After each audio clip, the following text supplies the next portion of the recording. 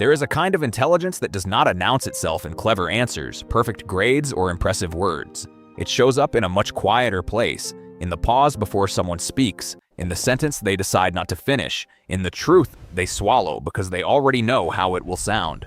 And that is the part most people never see, because some of the sharpest minds are not silent because they have nothing to say.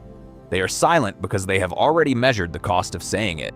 They have seen how quickly insight can be mistaken for ego, how quickly honesty can be labeled negativity, and how often being early to understand something means standing alone until everyone else catches up. So today we are not talking about the obvious signs of intelligence, not the test scores, not the achievements, not the cold stereotypes of the genius who knows everything. We're going deeper than that. We're looking at the private thoughts intelligent people often carry, the thoughts they rarely confess, not because they are ashamed of them, but because the world does not always know how to receive a mind that sees too much, too soon. The first thought is one they may never say directly. I already see the pattern, but I do not know how to explain it without creating distance. This happens in ordinary places, in a meeting where everyone is excited about an idea that has a hidden flaw, in a relationship where the same argument keeps wearing a different mask, in a group conversation where people are reacting to the surface while one person is quietly watching the deeper cause underneath it all. Highly intelligent people often notice patterns before those patterns become obvious. They can see the direction of a decision, the emotional logic behind a conflict, or the weak point in a plan long before it collapses. But seeing something early creates a strange social problem. If they speak too soon, they may sound arrogant. If they stay quiet, they may watch the problem unfold exactly as expected, so they begin to edit themselves. They soften their words. They ask questions instead of making statements. They say, maybe we should consider another angle, when what they really mean is, this is going to break in 3 weeks if nobody fixes the foundation. And this is one of the hidden burdens of intelligence, not simply knowing more, but constantly translating what you know into a form other people can accept. Because communication is not just about being accurate, it is about being receivable. And many intelligent people learn this the hard way. They learn that being right at the wrong time can still make you wrong in the room. Here's another thought they often keep buried. I am not disconnected. I am filtering. From the outside, a highly analytical person can look distant. They may seem quiet at dinner, slow to respond in a conversation, or emotionally hard to read. But inside, something very different may be happening. They are not empty. They are sorting. They are separating what matters from what is noise. They are noticing tone, contradiction, body language, timing, hidden incentives, emotional undercurrents. While everyone else is responding to the words being spoken, they may be listening to the reason those words were chosen. This can make them seem absent, when in reality they are intensely present. Too present sometimes. Imagine walking into a room and not just hearing what people say, but also sensing what they avoid, what they exaggerate, what they are afraid to admit, and what they are trying to protect. That kind of awareness can be powerful, but it can also be heavy, because the more layers you notice, the harder it becomes to respond simply. And that leads to another private thought. I wish I could experience this moment without analyzing it. This is something people often misunderstand about intelligence. They imagine it as a tool you pick up when needed. But for many highly intelligent people, the mind does not operate like a switch. It does not only activate during exams, strategy, debate, or problem solving. It follows them into rest, into friendships, into love, into silence. They may be watching a movie and suddenly analyzing the structure of the story. They may be trying to relax and find themselves replaying a conversation from 3 days ago, not because they want drama, but because their mind is still searching for the hidden variable. They may lie in bed tired but mentally awake, connecting one thought to another until sleep feels like something they must negotiate with. The gift becomes exhausting when there is no off button. And this is where intelligence can quietly turn into over-awareness.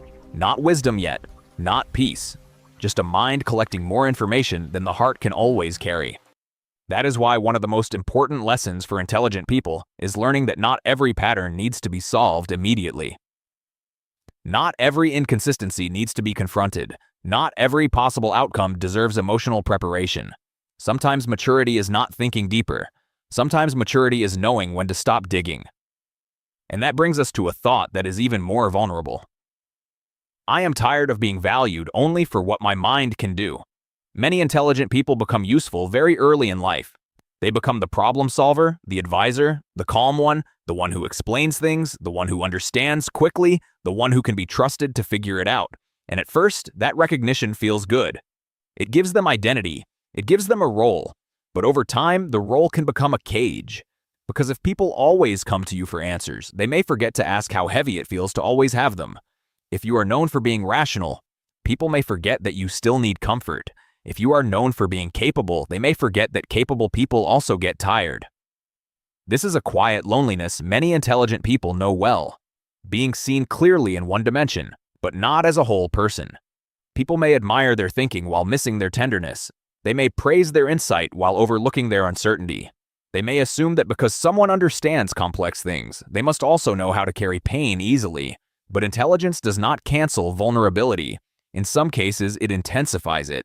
Because the intelligent person may not only feel the pain, but also understand its causes, predict its consequences, and blame themselves for not being able to rise above it faster. That is not strength. That is a private kind of pressure. And here is a practical truth worth remembering. If you are this kind of person, your mind may help you understand life, but it cannot replace being understood by another human being. You still need spaces where you do not have to perform clarity. You still need people who do not only ask for your analysis, but also make room for your confusion. You still need relationships where you are not just useful, impressive, or insightful, but safe. Another hidden thought intelligent people rarely admit is this: I do not always want to be right. I want to be met. This matters because intelligence can create a strange distance in relationships. When someone sees the problem clearly, they may want to solve it, but the other person may not want a solution yet. They may want patience, warmth, or emotional presence. This is where many intelligent people have to learn a deeper form of intelligence, relational intelligence. The ability to ask, does this moment need truth, or does it need tenderness first?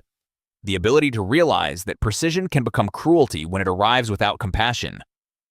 The ability to understand that not every conversation is a courtroom, and not every feeling needs to be cross-examined. This does not mean hiding your mind. It means giving your mind a heart to speak through. Because the highest form of intelligence is not the ability to see what others miss. It is the ability to make what you see useful, humane, and healing. And maybe this is the thought underneath all the others. I am still learning how to live with a mind that moves faster than my life can follow. That is the real story.